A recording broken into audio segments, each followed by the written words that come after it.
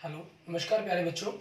मैं Vijay Bansal, math lecturer, Jakhal block, district Fatehabad से, Haryana education department. आज हम अपनी मैथ की क्लास के अंदर कुछ सीखेंगे।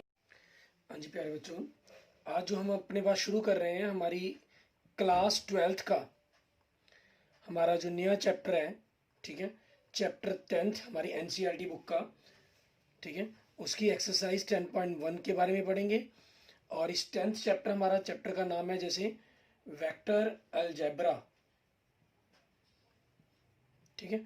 आप अगर साइंस स्टूडेंट हैं तो आप 11th क्लास के अंदर फिजिक्स में, ठीक है, वेक्टर के बारे में काफ़ी कुछ पढ़ चुके हैं।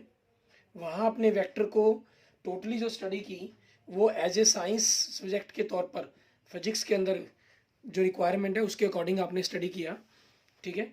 अगर आप साइंस 11th साइंस के स्टूडेंट नहीं और आपने 11th में साइंस नहीं पढ़ी, फिजिक्स नहीं पढ़ी, तो भी आपने 9th क्लास के अंदर, ठीक है, साइंस के अंदर राशियों के बारे में पढ़ा होगा, ठीक है।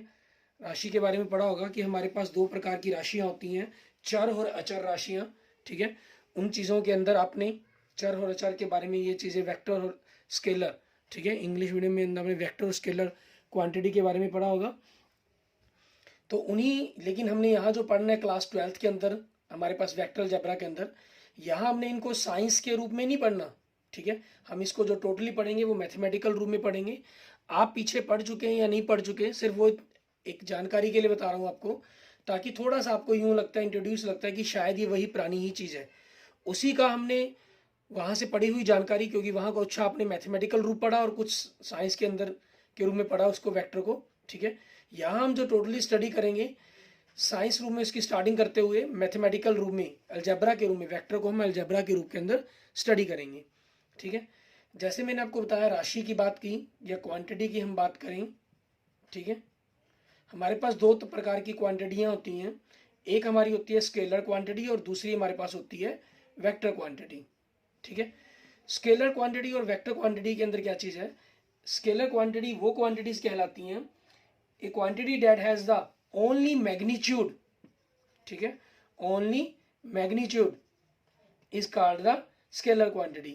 And the vector quantity, a quantity that has magnitude as well as, ठीक है, magnitude as well as direction, ठीक है, हमारे पास directions, then these quantities are called the vector quantities, ठीक है, उनको हम वेक्टर क्वांटिटीज कहेंगे। अब इसके अंदर हमारे पास क्या चीज़, हमें क्या बात करनी है? डायरेक्शंस की बात हुई है और इसके अंदर हमारे पास सिर्फ मैग्नीट्यूड की बात हुई है। जैसे अगर हम मान लीजिए एग्जांपल के तौर पर बात करें, जो जनरल लाइफ के अंदर हम कभी भी बात करते हैं, हम हाइट की बात करते हैं हमारी, ठीक है, हमारी हाइट कितनी है, 5 फुट है, 5 फुट 4 इंच है, ठीक है, सेंटीमीटर में मेज़र करें, जिस मर्जी में मेज़र करें। टाइम की बात करें हम, ठीक है, टाइम हम बताते हैं कि 8 बज गए, 9 बज गए, 10 बज गए, कभी भी हम डायरेक्शंस का जिक्र नहीं करते वहाँ पर, ठीक है। और वहाँ कुछ और क्वांटिटी की बात करें हम तो डिस्टेंस, ठीक है, ये हमारी स्केलर क्वांटिटी है।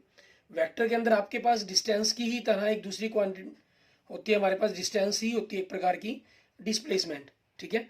डिस्टेंस आपके पास क्या होती है? Actual distance, actual length between the initial point and the final point is called distance, and the displacement, it is the minimum distance between the initial point and the final point, वो हमारी displacement कहलाती है। और वो आपके पास vector quantity क्यों होती है? मान लीजिए आपने यहाँ से यहाँ पहुँचना है, ठीक है, मान लीजिए ए आपका स्टार्टिंग पॉइंट है, बी आपका फाइनल पॉइंट है, ठीक है। अगर आप इस डायरेक्शन को पॉजिटिव कहते हैं और इस डायरेक्शन को नेगेटिव कहते हैं, तो डिस्टेंस के तौर पर आप कहीं से भी होते हुए, ठीक है, आप यूं जाते हुए पहुंच सकते हैं, ये आपके पास एक्चुअल पाथ आपकी डिस्टेंस होगी। लेकिन डिस्प्लेसमेंट आपके पास इनिशियल पॉइंट और फाइनल पॉइंट के बीच की डिस्टेंस, हमें इस डायरेक्शन में चलना पड़ेगा। इसके अंदर अगर हम इस डायरेक्शन में चलते हैं, हमारे पास पॉजिटिव डायरेक्शन में चलते हैं, ठीक है, तो हम कभी भी बी पॉइंट पर नहीं पहुंच सकते, ठीक है। ये चीज़ डिफरेंस रहता है हमारे पास इस चीज़ के अंदर, डिस्प्लेसमेंट के अंदर। ऐसे ही हम बात करें फोर्स की, ठीक है, बल, जो आपने पढ़ा हुआ 9th क्लास साइंस के अंदर, ठीक है, it is also a vector quantity हमारे पास। इसके अंदर क्या रहता है? आप कभी भी किसी चीज को धकेलना चाह रहे हैं, ठीक है, मान लीजिए अगर आपके पास कोई एक ऐसा पत्थर पड़ा है, ठीक है, बड़ा सा, आप उसको हटाना चाहते हैं, ठीक है, तो फोर्स आपने लगाने के लिए मान लीजिए यहाँ पर किसी सब्बल से आपने, ठीक है, इसके ऊपर पुश किया, और पुश करने के बाद आप किसको किस तरफ धकेलें, ठीक है, लेफ्ट साइड या राइट साइड, तो वो डिपेंड करता है आपकी डायरेक्शन कि आपने फोर्स को डायरेक्शन कौन सी दी, उसी हिसाब से वो लेफ्ट या राइट साइड के अंदर मूव करेगा हमारे पास जो हमारा स्टोन है। ठीक है, ये डिफरेंस रहता है हमारे पास क्वांटिटीज के बारे में। अब यहाँ पर आगे हम देखते हैं क्वांटिटीज, जैसे हमने बात कर ली स्केलर और वेक्टर क्वांटिटीज हमने, क्योंकि हमारे सिलेबस के अंदर हमने वेक्टर के बारे में ही बात करनी है। ठीक है, क्या इंपॉर्टेंस है वेक्टर की, किस चीज़ के कारण, ये जरूरी हमारे लिए क्यों है, क्योंकि मान लीजिए अगर मैं कोई ये मान लेता हूँ, ये कोई कॉलोनी है, ठीक है, मान लेते हैं हम इसको कोई कॉलोनी है ये, और आपका घर यहाँ पर है, ठीक है, और ये कॉलोनी का मेन गेट मान लेते हैं हम। ठीक है, आपको इस घर तक पहुंचना है कि आपके फ्रेंड का घर है ये, और रास्ते में गलियां भी हैं कुछ, ठीक है, तो किस तरीके से आप उस तरफ जाएंगे, पहुंचेंगे, ठीक है, उसके लिए एक पर्टिकुलर रास्ते में कोई पॉइंट्स, आप रेफरेंस पॉइंट बोलते हैं जिसको हमने, ठीक है ना, हम बीच में रेफरेंस पॉइंट बात करते थे, जो हमने 9th क्लास में पढ़ा, 11th में भी बात की, कि इस जगह तक पहुंचने के लिए आप कोई ना कोई रेफरेंस देते हैं। जैसे आप अपने घर का एड्रेस लिखते हैं, ठीक है, ओल्ड पोस्ट ऑफिस स्ट्रीट या नियर टेम्पल, ठीक है, या पोस्ट ऑफिस स्ट्रीट के नज़दीक कह लें हम, या गुरुद्वारे के नज़दीक कह लें, जिस भी नज़दीक के नज़दीक आप कोई ना कोई पॉइंट बताते हैं, या उस गली मोहल्ले का जो स्पेशल नाम हो, ठीक है, तो आप उस नाम को मेंशन करते हैं, तब आप उस एड्रेस को मेंशन कर पाते हैं, मीन्स एक रेफरेंस पॉइंट बनाते हैं उसके लिए। और मैथमेटिकल इस चीज़ के रेफरेंस पॉइंट बनाने के लिए हम क्या करते हैं, हम स्केल ड्रॉ करते हैं हमारे पास, ठीक है, एक्स एक्सिस और वाई एक्सिस के लिए जो हमारे पास बने हुए हैं जनरली नॉर्थ ईस्ट, ठीक है, वेस्ट और साउथ डायरेक्शंस के अंदर, उन्हीं डायरेक्शंस के रूप को, ठीक है, थोड़ा सा अगर हम चेंज कर दें, हमने एक्सिस के रूप में जब स्टडी किया इसको कोऑर्डिनेट ज्योमेट्री के रूप में, तो हमने इसको एक्स, जो हॉरिजॉन्टल लाइन थी इसको एक्स एक्सिस कह दिया, और जो वर्टिकल लाइन थी इसको हमने वाई एक्सिस कह दिया। और कोई पॉइंट जब हमारे पास 3 डायमेंशनल के अंदर आ जाता है, ठीक है, क्योंकि आप ऑलरेडी 11th क्लास में 3 डायमेंशंस के बारे में पढ़ चुके हैं, X axis, coordinate X axis, Y axis and the Z axis. 12th आपने 11th क्लास में 12th चैप्टर के अंदर पढ़ा है, ठीक है ना, 12th चैप्टर के अंदर 3 डायमेंशन के बारे में। तो आपके पास वो पॉइंट ऊपर और नीचे की तरफ किस जगह पर मूव करेगा, ठीक है, क्योंकि जनरली जितनी भी चीज़ें हमारे पास लाई करती हैं वो हमेशा 3 डायमेंशनल ही होती हैं। 2 डायमेंशनल या 1 dimensional, they are the images हैं उनकी, मतलब एक प्रकार से हमें प्रतीक महसूस करवाती हैं। जैसे एक शेडो है हमारी, वो एक्चुअल में 2 डायमेंशनल्स है, ठीक है, नहीं अदरवाइज कोई भी चीज़ आप लेंगे उसकी कुछ ना कुछ मोटाई हमेशा होगी, जिस कारण वो हमेशा एक 3 डायमेंशनल ऑब्जेक्ट होता है हमारा। ठीक है, अब उसी चीज़ के अकॉर्डिंग हमने जितनी पोजीशंस है, इन पोजीशंस को पॉइंट रेफ करने के लिए हमने एक रेफरेंस पॉइंट यहाँ पर बना लिया जिसको हमने ओरिजिन का नाम दिया, जिसके कोऑर्डिनेट हमने क्या कहा, 0 0 0। ठीक है, ये हमारे कोऑर्डिनेट्स कहलाए हमारे। क्लियर, अब इन्हीं चीज़ों के अकॉर्डिंग ही हमने इनको स्टडी करना है, इनके बारे में बात करनी है हमने। इसको हम देखते हैं, आगे स्टार्ट करते हैं किस प्रकार से इसके बारे में देखेंगे हम इसके अंदर। ठीक है, और उसी के अकॉर्डिंग हम डिस्कशन स्टार्ट करेंगे हमारी। जैसे वेक्टर के बारे में हम बात कर चुके हैं, वेक्टर को हमने क्या कहा, ठीक है, ए quantity that has the magnitude, ठीक है, एज वेल एज डायरेक्शंस, ठीक है, हमारे पास इज कॉल्ड ए वेक्टर। अब इसके अंदर क्या चाहिए, कोई भी वेक्टर आपके पास अगर लाइन के रूप में आप रिप्रेजेंट करना चाहें, मान लीजिए ये वेक्टर्स है, ये ए पॉइंट है, ये बी पॉइंट्स है, ठीक है, ए बी आपके पास जो है इसकी लेंथ है, ठीक है, जो ए बी लेंथ है हमारे पास, वो आपका क्या होगा, मैग्नीट्यूड हो गया। ठीक है, वो आपका क्या हो गया, मैग्नीट्यूड हो गया। आप ए से बी की तरफ जा रहे हैं या बी से ए की तरफ आ रहे हैं, आप ए टू बी जा रहे हैं या बी टू ए आ रहे हैं, ये जो रिप्रेजेंट कर रहा है ये आपकी डायरेक्शंस को रिप्रेजेंट कर रहा है। ठीक है, और तीसरी इसके अंदर हम साथ में बात करते हैं इसकी सेंस की। सेंस मीन्स इसका पीछे, आगे या पीछे की तरफ बढ़ाते हुए कोई ना कोई एक और नया पाथ जरूर बनता है, ड्राइव होता है। ठीक है, आपने बात ए और बी की लेकिन वो लाइन है, ठीक है, एक लाइन सेगमेंट नहीं है, वो लाइन है। आपने सिर्फ ए बी लाइन की जब बात की तो उसको आपने उसको एक लाइन सेगमेंट के रूप में बात की, लेकिन एक्चुअल में उसका कुछ ना कुछ भाग आगे और पीछे की तरफ, ठीक है, एक इंडिविजुअली हमें फील होता है। ठीक है, वो आपके पास इस वेक्टर के अंदर एक हमेशा ही छुपा हुआ भाव रहेगा इसके अंदर। ठीक है, क्लियर। इस हिसाब से हम इसको कहते हैं, हमारे पास की डायरेक्शंस भी हुई, डायरेक्शन भी हुई और मैग्नीट्यूड भी हुई, दोनों होने के कारण हमने इसको क्या कर दिया, वेक्टर कह दिया। इसको रिप्रेजेंट हम किस तरीके से करेंगे, ये हमारी लेंथ कहलाती है। रिप्रेजेंट करने के लिए हम क्या करते हैं, ए बी, इसके ऊपर हमने इस प्रकार से वेक्टर का निशान, एक एरो का निशान बना देते हैं, ठीक है। और या फिर जैसे हम इसको मान लीजिए ए बी लिख लेते हैं, मान लो इसको मैंने ए लिख दिया, तो ए ये वेक्टर्स हो गया। और कई बार आपको ये बोल्ड लेटर के अंदर लिखता है मिलता है, मीन्स बोल्ड क्या होता है, कंप्यूटराइज कई बार भाषा के अंदर लिखने में दिक्कत आती है, ठीक है, तो उसके अंदर इनको बोल्ड करके लिख लिया जाता है इसको, ठीक है। और इसके अगर हमने वेक्टर्स की बात करें, इसके मैग्नीट्यूड की बात करें लिखना हो, तो ए बी वेक्टर आपके पास ये चीज़ आ जाएगी, दोनों तरफ मॉडुलस का निशान लग जाएगा। अगर ए रूप में लिख रहे हैं तो आप इस प्रकार से लिख सकते हैं, और अगर बोल्ड किया गया ऊपर एरो का निशान नहीं लगाया जा रहा आपसे, ठीक है, आप सिंपल ए लिखेंगे, it also represent a magnitude, ये आपके मैग्नीट्यूड को रिप्रेजेंट करेगी। और कहाँ से आप शुरू कर रहे हैं, ये ए और बी, अगर ए टू बी जा रहे हैं या बी टू ए जा रहे हैं, ठीक है ना, जहाँ से आप चलना स्टार्ट कर रहे हैं वो आपके पास क्या हो गया, आपका इनिशियल पॉइंट हो गया, और जहां आप पहुंच गए वो आपका फाइनल पॉइंट हो गया, ठीक है, जिसको हम क्या बोलते हैं, टर्मिनल पॉइंट, ठीक है, जहां आपको पहुंचना था। क्लियर, इस प्रकार से हमारे पास ये होगी। उसके बाद एक बात आती है हमारे पास पोजीशन वेक्टर की। पोजीशन वेक्टर के लिए क्या रहता है, आपके पास मान लीजिए कोई भी X axis, Y axis, Z axis के अकॉर्डिंग है, मान लेते हैं एक पॉइंट है हमारे पास पी, जिसके कोऑर्डिनेट एक्स, वाई और जेड है, ठीक है। हम यहाँ पर जब भी बात करेंगे तो जेड एक्सिस के विलोंग अलोंग ही बात करेंगे, ठीक है, रिप्रेजेंट करने पर, क्योंकि हम पेपर के रूप में सिर्फ दो ही बना पाते हैं, ठीक है, तो आप दो ही बना लेंगे, और तीसरे को अगर आपने बनाना भी चाहें तो कोई दिक्कत नहीं है, आप इस हिसाब से भी बना सकते हैं, this is X axis, Y axis and the Z axis, जो एक तरफ के पोर्शन दिखा दिए, बाकी आपके सारे के सारे छुप गए हैं, ठीक है। और किसी भी पॉइंट की, किसी पोजीशन वेक्टर की ओरिजिन से क्या पोजीशन है, ये आपका ओरिजिन पॉइंट हो गया, ठीक है, ओरिजिन से क्या पोजीशन है उसकी, O P, this is called the position vector, ठीक है, ओ पी।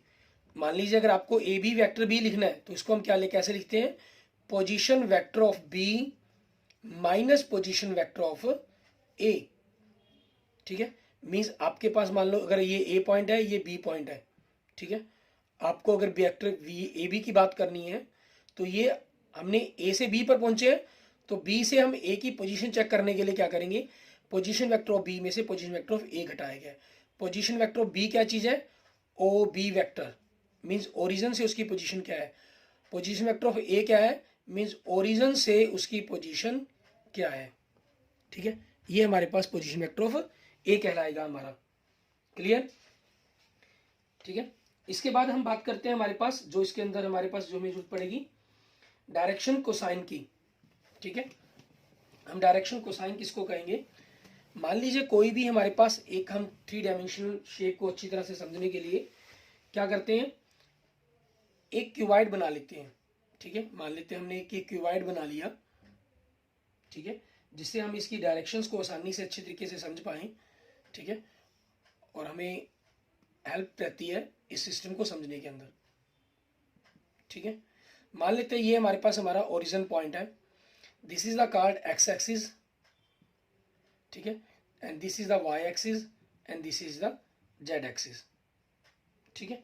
ये चीज़ अगर हम एक बुक के तौर पर इसको रिप्रेजेंट करना चाहें तो आप ये भी कह सकते हैं, मान लीजिए आपकी डायमेंशंस है, 2 पॉइंट्स हैं, उनसे एक कोई वेक्टर्स, ठीक है, ये मान लीजिए हमारे पास पी पॉइंट है, आपके पास कमरे का दूसरा कॉर्नर हो गया ये, ठीक है, और यहाँ से इसकी पोजीशंस को हमने बनाया गया, ठीक है। अब ये क्या कर रहा है हमारे पास, एक्स एक्सिस, वाई एक्सिस और जेड एक्सिस के साथ, ठीक है, कितना क्या एंगल ड्राइव कर रहा है। मान लीजिए ये एक्स एक्सिस के साथ अल्फा एंगल बना रहा है, वाई एक्सिस के साथ इसका बीटा एंगल है, और जेड एक्सिस के साथ, ठीक है, जेड एक्सिस के ऊपर की तरफ से हो जाएगा, जेड एक्सिस के साथ जो इसका एंगल है वो गामा एंगल है। तो इनकी कॉस अल्फा, कॉस बीटा, ठीक है, और कोस गामा, ये जो वैल्यू है हमारी वो डायरेक्शंस कोसाइन कहलाती हैं। इनको हम ब्रैकेट के अंदर भी बंद कर लेते हैं और एरो के निशान के अंदर भी बंद करके लिख दिया जाता है। इसको हम क्या बोलते हैं, डायरेक्शन कोसाइन, ठीक है, ये हमारे डायरेक्शन कोसाइन कहलाएंगे। क्लियर, इस हिसाब से हमारे पास सिस्टम रहेगा। अब डायरेक्शन कोसाइन के अंदर इनकी वैल्यूज को हम एक्चुअल में एल, एम और एन से भी रिप्रेजेंट करते हैं। ठीक है, एल, एम, एन, इन तीनों वैल्यूज के बीच में एक रिलेशन रहता है हमेशा ही, जिस रिलेशन को ये फॉलो करते हैं, L square plus M square plus N square is equal to 1। ठीक है, ये चीज रहेगी हमारे पास हमेशा। मान लीजिए अगर आपके पास ये कोई पॉइंट्स है एक्स वाई जेड है या ए बी सी कह लीजिए, ठीक है, तो इसमें ख्याल रखेंगे कि इन जो ए बी सी पॉइंट है इनका मतलब ये नहीं होता कि A square plus B square plus C square is equal to 1 होगा। नो, ये कभी आपका 1 हो सकता है 1 हो, लेकिन जनरल ये 1 नहीं होता। हाँ, direction cosine cos alpha, cos beta और कोस गामा वैल्यू को कहा जाता है इट इज ऑलवेज, ठीक है, 1 के इक्वल होगा हमारे पास। ठीक है, इनके बीच में हमेशा ये रिलेशन बनेगा ही बनेगा। ऐसे ही हमारे पास अब हम कुछ वेक्टर्स की टाइप्स के बारे में बात कर लेते हैं। ठीक है, वेक्टर्स हमारे पास कई टाइप्स का होता है, जिसके अंदर से हम कुछ वेक्टर की टाइप्स की बात करते हैं। सबसे पहले जीरो वेक्टर, हमारा जीरो वेक्टर जिसका मैग्नीट्यूड 0 हो, ठीक है, वो हमारा जीरो वेक्टर कहलाएगा। This is the zero vector. ठीक है, और क्योंकि इसका जो इनिशियल पॉइंट, हम ये कह सकते हैं इनिशियल पॉइंट और फाइनल पॉइंट सेम हो, ये चीज, ये आपके पास जीरो वेक्टर है, ए। ठीक है, कंसाइड करें इनिशियल और फाइनल पॉइंट, टर्मिनल पॉइंट हम कहें एक प्रकार से। R denoted zero. Zero vector can not be assigned as a defined directions. इसके अंदर हम डायरेक्शन डिफाइन नहीं कर सकते। क्यों? क्योंकि आप ए टू ए ही जा रहे हैं, ए टू ए। ठीक है, तो इसके अंदर हम कोई भी, लेकिन मैग्नीट्यूड इसका क्या रहेगा, हमेशा 0 रहेगा। नेक्स्ट हमारे पास हम बात करते हैं यूनिट वेक्टर हमारे पास। ठीक है, unit vector whose magnitude is unity. आपका ऐसा वेक्टर, मान लीजिए ए बी वेक्टर है, इसका मैग्नीट्यूड अगर 1 है, ठीक है, then it is called a unit vector. ठीक है, इसको मान लीजिए हम किस प्रकार से लिखते हैं, ए वेक्टर है, यूं कह लीजिए, या आप इसको अगर लिखना हो तो ए के ऊपर कैप लगाई जाती है, और इसको निकालने के लिए, वैल्यू निकालने के लिए फॉर्मूला क्या होता है, वेक्टर को आप उसके मैग्नीट्यूड से डिवाइड कर दीजिए। ठीक है, किसी वेक्टर को, तब आपके पास उसका यूनिट वेक्टर आ जाएगा। क्लियर। नेक्स्ट हमारे पास को इनिशियल वेक्टर। ठीक है, को इनिशियल वेक्टर जैसे नाम से ही क्लियर है, जहां 2 या 2 से ज्यादा, 2 or more vectors having the same initial points are called co-initial vectors।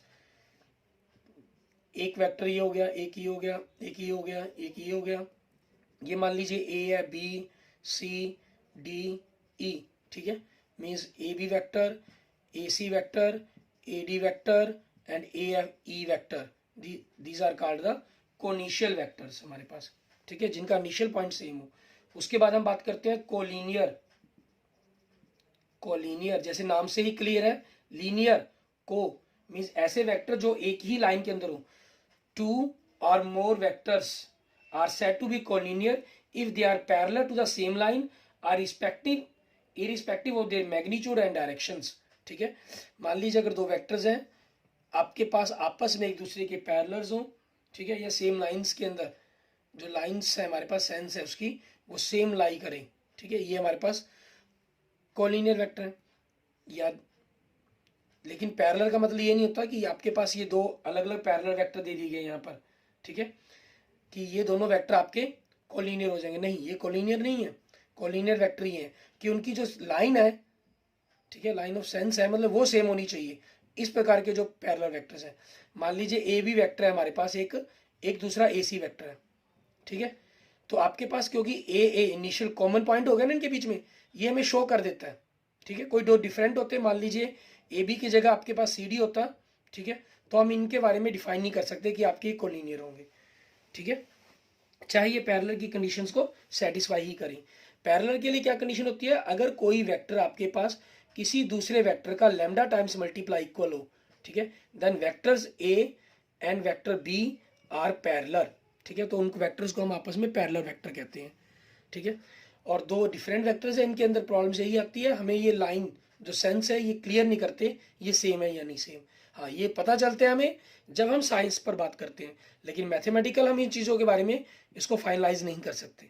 ठीक है, फाइनलाइज तभी हम कर सकते हैं, मान लीजिए अगर हम ए बी वेक्टर निकालें, ठीक है, आपने सी डी निकाला, और ऐसे ही मान लीजिए आपने सी डी तो उससे का पता नहीं चला, लेकिन आपने ए सी वैक्टर निकाला तो तब भी क्या हुआ, एक वेक्टर दूसरे वेक्टर की पैरेलल कंडीशन को सेटिस्फाई कर रहा था।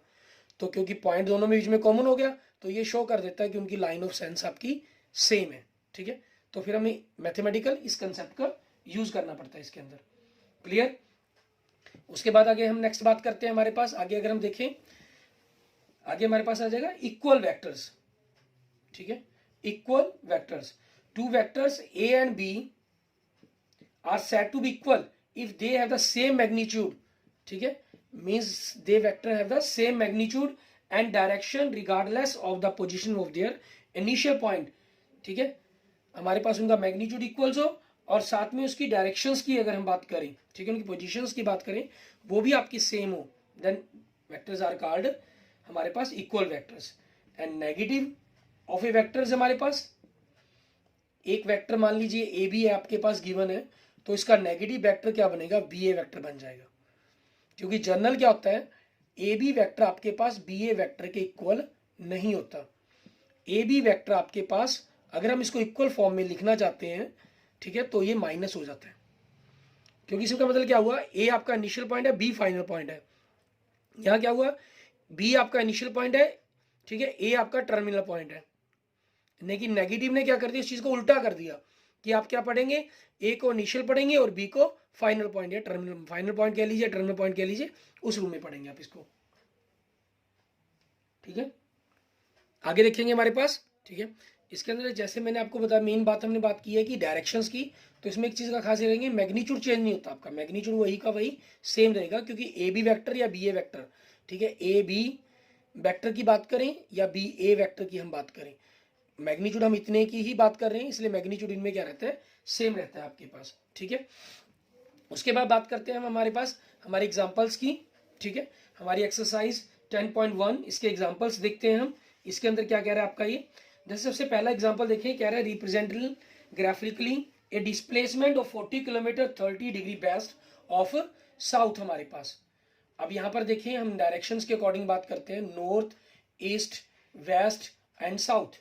ठीक है, अभी कह रहे हैं हमें, क्या कह रहे हैं, 30 degree west of south, west of south. ठीक है, वेस्ट ऑफ साउथ क्या चीज हमारे पास, 30 डिग्री की बात कर रहे हैं हमें। ठीक है, साउथ के west of south mean south के वेस्ट की तरफ, साउथ के वेस्ट की तरफ, क्योंकि साउथ से दो डायरेक्शन निकलती है, साउथ से वेस्ट बनती है, साउथ से ईस्ट बनती है, साउथ से वेस्ट की तरफ। ठीक है, तो ये पोजीशंस होगी हमारे पास, कितने डिग्री पर कह रहे हैं, 30 डिग्री पर। ठीक है, और क्या इसने मान लीजिए हम 2 पॉइंट लगा देते हैं यहाँ पर, जिसको हमने मेंशन कर दिया 40 किलोमीटर, क्योंकि ग्राफिकली रिप्रेजेंट करना था, सिर्फ उस चीज को रिप्रेजेंट करने के लिए हमने इसको लिख दिया। आप इसको ओ कह दीजिए, मान लीजिए इसको पी पॉइंट कह दीजिए। ठीक है, क्योंकि पोजीशन वेक्टर ओपी 40 दिया गया, या इस पॉइंट को मत लगाइए, यहाँ पर कहीं पॉइंट लगा दीजिए पी आपके पास। ठीक है, नेक्स्ट देखिए हमारे पास सेकंड एग्जांपल्स में क्या कह रहा है आपके पास करने के लिए, हमें कह रहा है classify the following measures as scalar और वेक्टर क्वांटिटीज। ठीक है, सबसे पहले बात कर रहा है हमें 5 सेकेंड्स की। ठीक है, 5 सेकेंड्स की बात कर रहे हैं, 5 सेकेंड्स आपके पास क्या बनेगा। ठीक है, तो देखिए क्लियर करें, हमारे पास 5 सेकेंड, क्योंकि टाइम हो गया, टाइम हमारे पास क्या, एक स्केलर क्वांटिटी है। ठीक है, फिर उसके बाद क्या बात कर रहा है, दूसरा क्या दिया इन्होंने, 1000 सेंटीमीटर क्यूब। ठीक है, 1000 सेंटीमीटर क्यूब, सेंटीमीटर क्यूब आपके वॉल्यूम को रिप्रेजेंट करता है। ठीक है, और वॉल्यूम क्या है, एक हमारी स्केलर क्वांटिटी है, क्योंकि इसके अंदर हम कभी भी डायरेक्शंस का ध्यान नहीं रखते हैं। ठीक है, वॉल्यूम के अंदर कभी भी एक गिलास के अंदर जितना पानी आता है, आप नॉर्थ, ईस्ट, वेस्ट, साउथ में डालें उतना ही रहेगा। ठीक है, नेक्स्ट है हमारे पास 10 न्यूटन। न्यूटन है हमारी जो फोर्स की यूनिट है, और फोर्स क्या है हमारी, एक वेक्टर क्वांटिटी है, क्योंकि डायरेक्शंस पर अब डिपेंड करती है ये हमारे पास। ठीक है, फोर्थ हमारे पास 30 किलोमीटर पर आवर, ये हमारी स्पीड दी गई है। ठीक है, आपकी वेलोसिटी भी हो सकती थी ये, लेकिन उसमें साथ में डायरेक्शन देना जरूरी था हमें। ठीक है, तो स्पीड हुई, और स्पीड क्या है हमारी, एक स्केलर क्वांटिटी है। उसके बाद हम फिफ्थ की बात करते हैं। फिफ्थ में हमें क्या दिया गया, 10 ग्राम पर सेंटीमीटर क्यूब। ठीक है, इसके अंदर हमारे पास क्या चीज है, 10 ग्राम पर सेंटीमीटर क्यूब, ये क्या एक डेंसिटी है। ठीक है, डेंसिटी की यूनिट होगी। और डेंसिटी क्या है हमारे पास, एक स्केलर क्वांटिटी है, ठीक है। और नेक्स्ट देखें, सिक्स्थ हमारे पास, उसमें क्या दे रहा है, 20 मीटर पर सेकेंड, ठीक है, टूवर्ड्स नॉर्थ, ठीक है। ये क्या होगी, एक वेलोसिटी हमारी होगी, क्योंकि 20 मीटर पर सेकेंड आपकी स्पीड होगी, लेकिन हमें डायरेक्शन मेंशन कर दी तो ये वेलोसिटी होगी। यहाँ थोड़ी सी आपकी साइंस के अकॉर्डिंग बात चल रही है, ठीक है। तो ये क्या होगी, एक वेक्टर क्वांटिटी होगी हमारे पास। क्लियर। उसके बाद थर्ड एग्जांपल में देखिए आपको क्या दे रहे हैं। थर्ड एग्जांपल में हमें कह रहा है इन फिगर 10.5, आपको फिगर दी गई है 10.5 के अंदर, ठीक है। जैसे आपको क्लियर हो रहा है, यहाँ पर ये मेंशन किया गया आपके पास, एक डायरेक्शन ये दिखाई गई है, ये डायरेक्शन है आपके पास, यहाँ से डायरेक्शन है, ठीक है। ये पॉइंट है आपके पास, और इस तरफ भी दिखाया गया आपके पास, ठीक है। ये वेक्टर डी हो गया, इसको वेक्टर सी लिखा गया, ठीक है। और आपके पास इस डायरेक्शंस के अंदर वेक्टर बी लिखा गया है, और ये आपके पास वेक्टर ए लिखा गया, ठीक है। डायरेक्शन ऊपर लगाई दी हमने, ठीक है। ये चीज हमारे पास रही। अब इसी चीज के अकॉर्डिंग देखें, अच्छा एरो लगाते वक्त कई बार आप यूज करते हुए, मान लीजिए आपने बी लिखा, आपने इस एरो की जगह मान लीजिए ऐसे एरो लिख दिया, कोई प्रॉब्लम नहीं है, वो एक ही बात है, ठीक है ना, उसमें कंफ्यूज होने की जरूरत नहीं है। कई बार आपको बुक में लिखा मिल जाता है। हमें सबसे पहले कोलिनियर वेक्टर बताएं। कोलिनियर मतलब जो एक ही लाइन के अंदर हो, ठीक है। आपके पास जो एक ही लाइन के अंदर हो, हमारे पास एक ही सेंस के बारे में रिप्रेजेंट करें, ठीक है।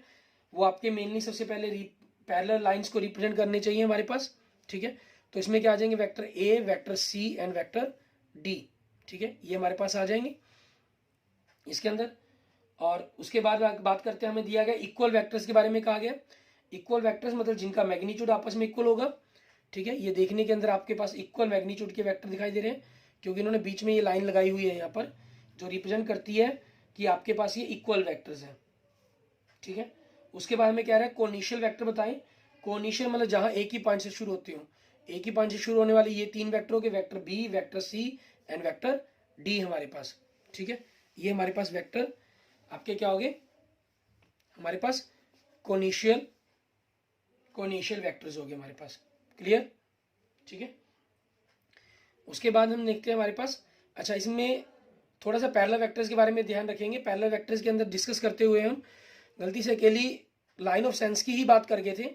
लाइन ऑफ सेंस के साथ साथ यहाँ इन्होंने जो फंडा दिया गया वेक्टर के अंदर, ठीक है, मैं मैथमेटिकल तौर पर बात कर गया था, लेकिन साइंटिफिकली इनके अंदर जो कहा गया है, अगर कोई भी वेक्टर एक दूसरे वेक्टर के लैम्डा टाइम्स मल्टीप्लायर है, देन वो वेक्टर्स आपके अगर पैरेलल सेंस को रिप्रेजेंट कर रहे हैं, ठीक है, वो सेम सेंस के अंदर हो या अलग अलग सेंस के अंदर हो, ठीक है, तब भी वो वेक्टर्स आपके क्या कहलाएंगे, कोलिनियर्स वेक्टर ही कहलाएंगे हमारे पास, ठीक है, जो ये एग्जांपल से रिप्रेजेंट हो रहा है।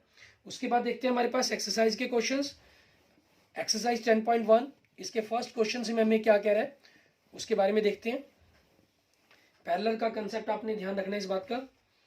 पहले क्वेश्चन में क्या कह रहा है, represent the graphically displacement of 40 kilometre, ठीक है, आपके पास 40 किलोमीटर की बात कर रहा है, north, east, west and south, ठीक है। ये आपको डायरेक्शंस दी गई हैं, उसी डायरेक्शन जैसा डायरेक्शन दी गई उसके अकॉर्डिंग हमें इनको लिखना है। मतलब पहले में क्या कह रहा है आपको, ये 40 kilometre 30 degree east of north, east of north, north के ईस्ट की तरफ, नॉर्थ के ईस्ट ये हो गया हमारे पास, मीन्स ये डायरेक्शंस बन गई आपकी। कितना एंगल कह रहा है हमें, 30 डिग्री, और मान लीजिए अगर ये पी पॉइंट है तो ये क्या हो गया हमारे पास 40 किलोमीटर कह रहा है हमें, ठीक है। उसके बाद सेकंड क्वेश्चंस में देखिए हमें क्या कह रहा है, ये हमें रिप्रेजेंट करना है इनको, classify the following measures as well as scalar and vector, ठीक है।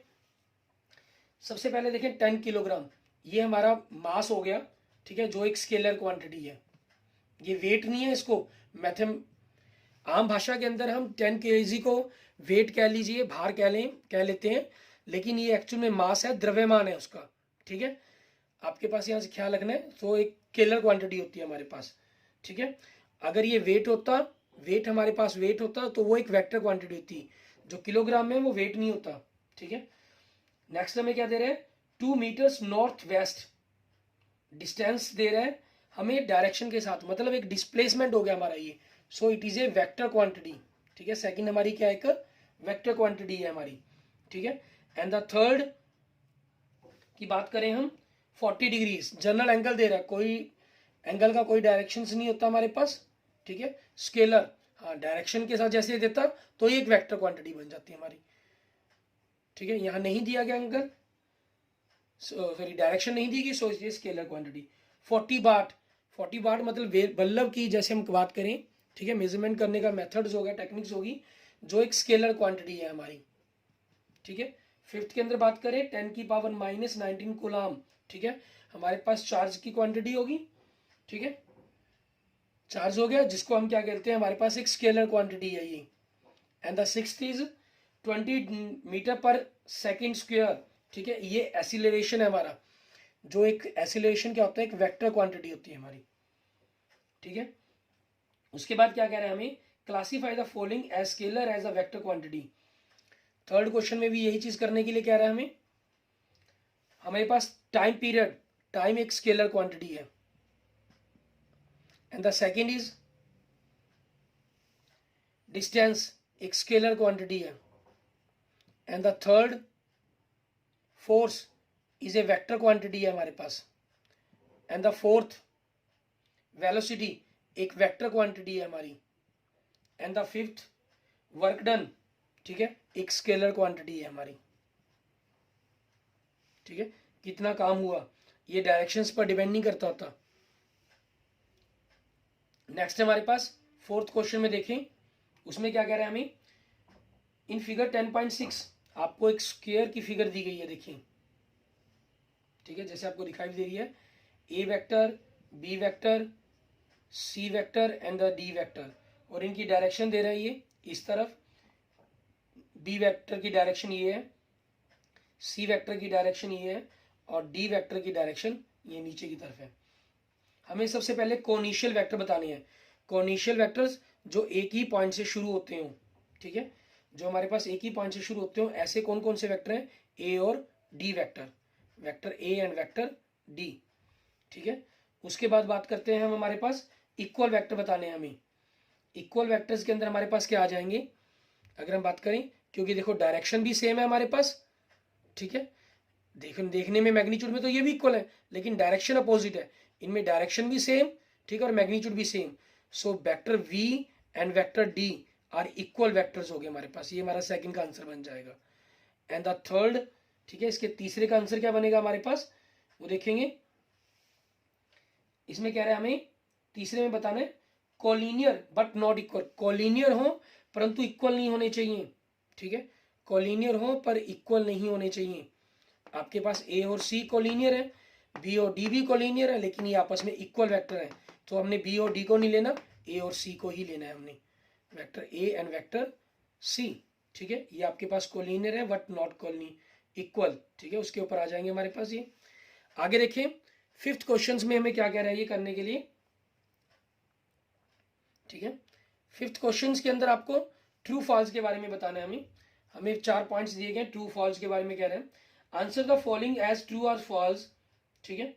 Firstly A vector and minus negative A are collinear, दो वेक्टर्स हैं, ठीक है, जो आपके पास कोलिनियर कहलाएंगे, एक ए वेक्टर और एक उसका नेगेटिव वेक्टर, ट्रू, कोई प्रॉब्लम नहीं है हमें। सेकंड देखिए, two collinear vectors are always equal in magnitude, दो कोलिनियर वेक्टर्स हमेशा मैग्नीट्यूड में इक्वल होंगे, नो, फॉल्स, कोई जरूरी नहीं है, कोलिनियर होने के लिए उनका पैरेलल्स होना आपस में जरूरी है, सेम होना जरूरी है, ठीक है ना, यूं कह सकते हैं, लेकिन मैग्नीट्यूड कोई जरूरी नहीं है। टू वेक्टर्स है द सेम मैग्नीट्यूड और कोलिनियर, ऊपर ही बात को इन्होंने ऑलवेज शब्द को हटाकर यहाँ पर जनरल कह दिया, दो वेक्टर्स आपके कोलिनियर कहला, अगर मैग्नीट्यूड सेम है तो कोलिनियर कहलाएंगे, नहीं, नॉट पॉसिबल, ऐसा कोई जरूरी नहीं है, हो सकता है मान लीजिए एक वेक्टर इस डायरेक्शन में हो, एक वेक्टर इस डायरेक्शन में हो, तो ये पैरेलल तो है ही नहीं, ठीक है ना, मैग्नीट्यूड मान लीजिए इनका सेम हो, तो फॉल्स आ जाएगा। Next, two collinear vectors having the same magnitude, दो वेक्टर्स जिनका मैग्नीट्यूड सेम है और इक्वल है, ठीक है, मैग्नीट्यूड है सेम है, अब टू कोलिनियर वेक्टर्स, दो कोलिनियर वेक्टर जिनका मैग्नीट्यूड, उनका मैग्नीट्यूड सेम होगा, two collinear vector having the same magnitude are equal, दो कोलिनियर वेक्टर जिनका मैग्नीट्यूड सेम हो वो आपके इक्वल वेक्टर कहलाते हैं, ठीक है, ये चीज कह रहा है नहीं। जैसे मान लीजिए मैंने इसी की तरह बात कर दी, ठीक है, आपके पास इनका मैग्नीट्यूड सेम हो सकता है, ठीक है, लेकिन ये इक्वल वेक्टर्स तो नहीं हुए हमारे पास। जैसे ये मान लीजिए हमारे पास, हम इनकी बात करें ए और सी की, ये कोलिनियर वेक्टर्स हैं, यहाँ पर बात नहीं करेंगे, कोई इक्वल का भी फंडा डालना है ना हमें। ए और सी वेक्टर देखिए कोलिनियर तो है ये हमारे पास वेक्टर, ठीक है, लेकिन इक्वल नहीं है, तो ऐसा नहीं हमारे पास, तो आंसर क्या बन जाएगा हमारा, फॉल्स। ठीक है, clear, okay okay, thank you students, thank you friends. अगर आपको मेरी वीडियो अच्छी लगे तो इसको लाइक करें, अपने दोस्तों मित्रों के साथ इसको जरूर शेयर करें, ठीक है, और किसी भी प्रकार की प्रॉब्लम के लिए मुझे मैसेज करें या कमेंट कर दें, ठीक है। और पैरेलल वेक्टर्स के बारे में आप थोड़ा सा ध्यान रखेंगे, ठीक है, कोलिनियर वेक्टर्स के बारे में या पैरेलल वेक्टर्स के बारे में, जो मैंने आपको कहा है, अगर ए वेक्टर दूसरे वेक्टर के लैम्डा टाइम्स मल्टीप्लाई कंडीशंस को सेटिस्फाई कर रहा है, दैट मीन्स पैरेलल है, तो वो आपका कोलिनियर भी होगा। ठीक है, clear, okay, thank you students, thank you friends.